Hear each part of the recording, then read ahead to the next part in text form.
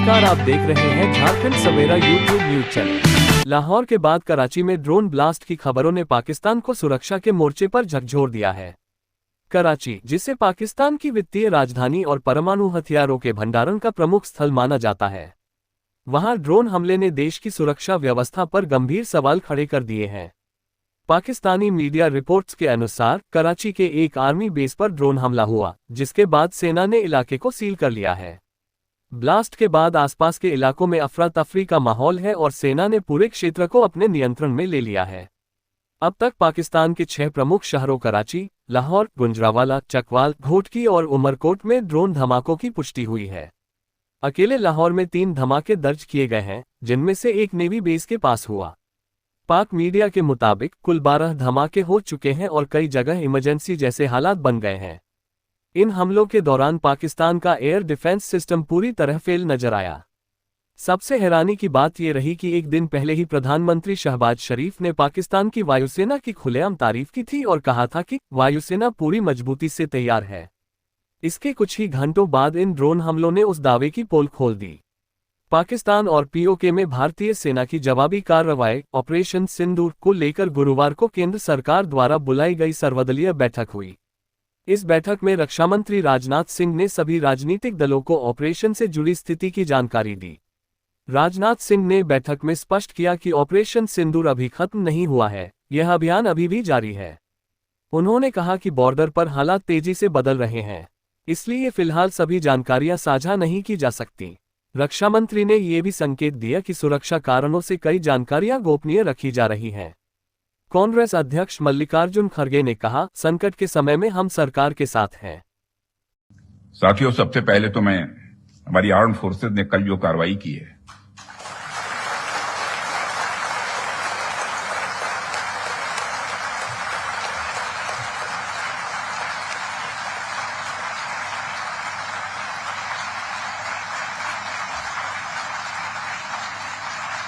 और जय हिंद जय हिंद, जो शौर्य और पराक्रम दिखाया है उसके लिए मैं हृदय से बधाई देता हूं। पाकिस्तान और पीओके में जिस तरह से हमारी आर्म्ड फोर्सेस ने टेरर कैंप्स को नेस्त नाबूद किया है, वो हम सबके लिए एक गौरव का विषय है।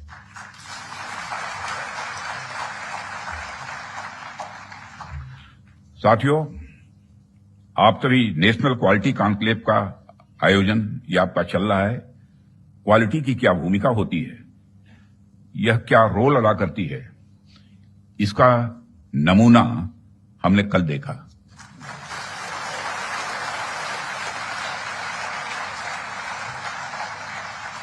जिस प्रेसिजन के साथ यानी जिस सटीकता के साथ ऑपरेशन सिंदूर एग्जीक्यूट किया गया, वह अनइमेजिनेबल है, बहुत ही सराहनीय है। इसमें 9 टेररिस्ट कैंप्स तबाह हुए और अच्छी खासी संख्या में आतंकी मारे गए। जिस तरह से इस ऑपरेशन को किसी भी इनोसेंट को नुकसान पहुंचाए बिना मिनिमम कोलेटरल डैमेज के साथ अंजाम दिया गया, वह इसलिए संभव हो पाया क्योंकि हमारे formidable and professionally trained armed forces के पास इक्विपमेंट भी हाई क्वालिटी के थे।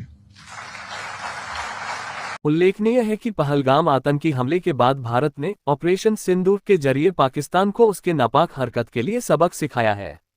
इसके बाद पाकिस्तान ने भारत पर हमला करने की नापाक और नाकाम कोशिश की। इसके बाद भारत ने जवाबी कार्रवाई करते हुए पाकिस्तान के एयर डिफेंस सिस्टम को ही तबाह कर दिया। भारत की जवाबी कार्रवाई के बाद पूरे पाकिस्तान में हड़कंप मचा हुआ है।